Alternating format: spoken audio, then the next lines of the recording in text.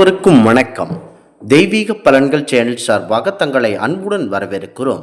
இன்று நம் காணொளியில் காண விரும்புவது பங்குனி உத்திரம் என்றால் என்ன, எதற்காக கொண்டாடுகிறோம் என்பதை பற்றி இந்த காணொளியில் பார்க்கலாம். வாருங்கள் காணொளிக்கு செல்லலாம். ஒவ்வொரு கடவுளுக்கும் ஒவ்வொரு நாட்கள் சிறப்புமிக்கதாக பார்க்கப்படுகிறது.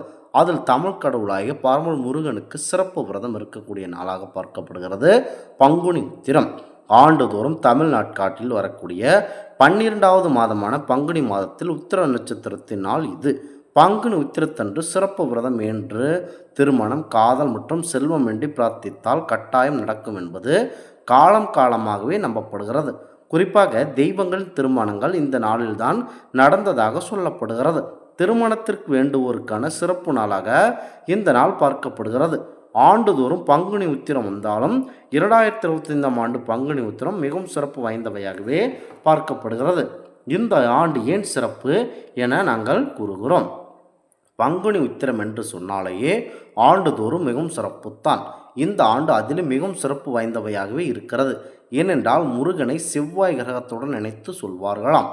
எனவே அங்காரகன், பௌமன், குஜன் போன்ற பெயர்கள் செவ்வாய் கிரகத்துக்கு உண்டு. செவ்வாய் கிரகம் தற்போது ஜுஜுப்தி என்ற நிலையில் இருப்பதாக ஜோதிடத்தில் சொல்கிறார்கள். செவ்வாய் நீண்ட நாட்கள் மிதுனத்திலும் கடகத்திலும் இருந்து சற்று அங்கு வக்கிர நிவர்த்தி அடைகிற காலகட்டங்களில் அதை சுப்தி அஸ்வத்தா என்று சொல்படாக பார்க்கப்படுகிறது. அதாவது தூக்க நிலை என்ற ஒன்று இருக்கிறது. தியானம் செய்வதே தூக்க நிலைதான். அந்த நிலையில் உங்களுக்கு நீங்களே ஏதேனும் நல்லதை சொல்லவிட்டால் போதும். நிக்கோலஸ் டெஸ்லா குறித்து படித்திருக்கிறோம். இவர் 1000 ஆண்டுகளுக்கு முன்னால் வாழ்ந்தவர் என்று இதையெல்லாம் விஞ்ஞானத்தின் பூர்வமாகவே கூறப்படுகிறது. சிவபெருமானுக்கு 3 கண்கள், முருகனுக்கு 6 முகங்கள், அதேபோல் 9 என்பது செவ்வாயை குறிக்கும். நாம் உலகை காண்கின்ற 360 டிகிரியை வகுத்தாலும் இந்த 3 எண்களுக்குத்தான் வரும். இந்த சக்தி வாய்ந்த எண்கள் பிரபஞ்சத்தில் ஒவ்வொரு பொருளை தூக்க நிலைக்கு கொண்டு வருவதுடன் தொடர்புடையது. கண்டிப்பாக போகர் என்று சொல்லக்கூடிய போயாங் என்பவர் சீனாவிலிருந்து வந்த பழனியப்ப மலையிலிருந்து அகத்தியரிடம் என்று இளமையாக இருக்க வேண்டும் என்ற தனது ஆசையை வெளிப்படுத்தினார். அதற்கு அகத்தியர் பங்குனி உத்திர நாளில்தான் தனது ஆசையை தொடங்குமாறு கேட்டுக்கொண்டார். பழனியில் முருகனை சிறப்பித்த போயாங் என்ற போகர் சித்தர் பழனி முருகனுக்காக இடமான மாற்றம் மற்றும் போகர் செய்ய தொடங்கியது பங்குனி உத்திரத்தில்தான். அதேபோல் அங்கு தண்டாயுத பாணியை வைத்தும் அதே பங்குனி உத்திரத்தில்தான். ஏனே உங்களுக்கு ஒரு செல்வம் வேண்டுமானால் அந்த தொகையை 3ஆக வகுத்தால் வரும் கற்பனை செய்து கொள்ள வேண்டும். உலகம் முழுவதுமே ஒரே ஆற்றலால் இயங்கக்கூடியது. அந்த ஆற்றல் சிவசக்தி. அதனால்தான் பங்குனி உத்திரத்தில் சிவசக்தி திருமணம் நடந்தது. உதாரணத்திற்கு வேகமாக தண்ணீரை கொண்டு பகுதிக்கு கீழே மின்சாரம் உற்பத்தியாகிறது. மின்சாரம் என்பது சிவசக்தி. அது 11 வகையாக ருத்ரர்கள் இருக்கின்றனர். அவர்கள் ஏகாதச ருத்ரர்கள் என்றும் அழைக்கப்படுகின்றனர். மின்சாரம் தரும் ஆற்றலை செம்பு கம்பியால் எடுத்து வருகின்றனர். செம்பு என்பதை முருகனுக்கு இணையான சொல்கிறார்கள். முருகா என்ற சொல்லை எண்ணில் வகுத்தாலும் 3, 6, 9 என்றே வரும். இந்த ஆற்றின் அதிர்வை போகர் பங்குனி உத்திரத்தில் கண்டுபிடித்தார். பங்குனி உத்திர நட்சத்திரத்திற்கு என்ன சிறப்பு என்று பார்த்தோமேயானால் சிம்மம், கன்னி ராசிகள் மட்டுமல்லாமல் சூரியனின் வீட்டில் இருக்கக்கூடிய சூரியனுடைய நட்சத்திரமும் அதுதான். வீட்டில் எடுப்பார்கள் கூடிய உயரத்தில் உத்திரம் இருக்கும். அதுபோல வாழ்க்கையில் எப்படிப்பட்டவர் கூட உயரத்தை அடைந்த பிறகு அதை விட அடுத்த உயரத்தை அடைகிறோம். உத்திர நட்சத்திரத்தில் இன்னொரு சிறப்பும் உண்டு. கட்டிலின் பின்கால் மற்றும் முன்கால் உத்திரம் என்பார்கள். வீட்டில் இருக்கும் கட்டில்தான் சுக்கிரனின் தன்மை. நாம் நிம்மதியாக படுத்து தூங்க வேண்டும். கட்டிலுக்கு அடியில் பலர் புத்தகங்களை வைத்திருப்பார்கள்.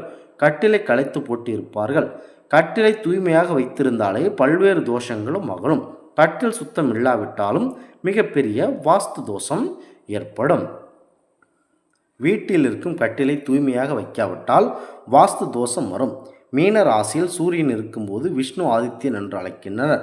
மக்களுக்கு அடுத்தவரை காப்பாற்றக்கூடிய ஆற்றல் இவர்தான். பங்குனி உத்திரம் என்பது முருகன் பெருமானுக்கு வரும்போது அவருடைய தந்தை தியானத்தில் ஆழ்ந்திருக்கிறார். அப்போது மன்மதன் என்று சொல்லக்கூடிய காமதேவன் அம்பை எய்து விடுகிறார். உடனே சிவபெருமான் சுட்டெரிக்கிறார்.